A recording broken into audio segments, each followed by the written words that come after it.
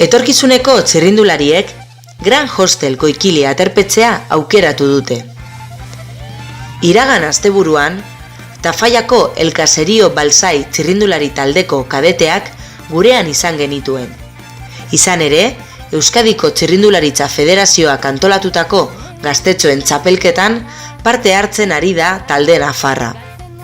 Osotara, 7 lasterketa dira, aipatutako aste bukaeran, Javier Elorriaga saria ospatu zelarik.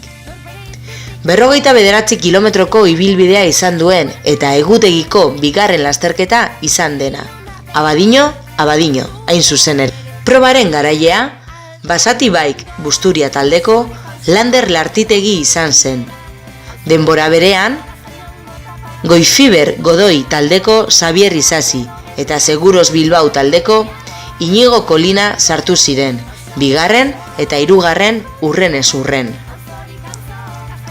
Eskerrik asko El Caserío Balsai taldeari gu aukeratzeagatik, eta sorte on denboraldian zehar.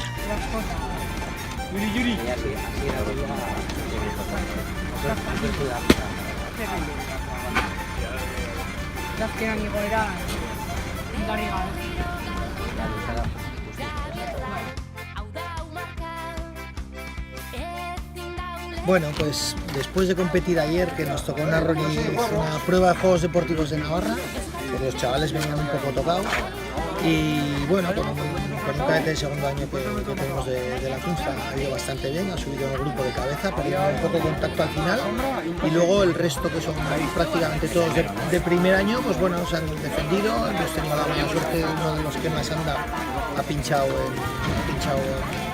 kilómetros de meta y se ha tenido que retirar. Y bueno, pues nos hemos defendido por equipos, nos habremos quedado posiblemente los 3 primeros y bueno, pues es el objetivo del equipo este año en este torneo, intentar ganar la general por equipos. Ahí estamos. Egondi egotan gauz voluntario, hori ikusetan, eta gero motorrak egondi 15 motor. La voluntarioak etortza da jendea dauena, txirrindularitza munduan sartuta eta kadetien gurasoak eta ofrezitzen die eurekiren kruzak eta... Como Londresen indikazioa da oso ondia eta da ona.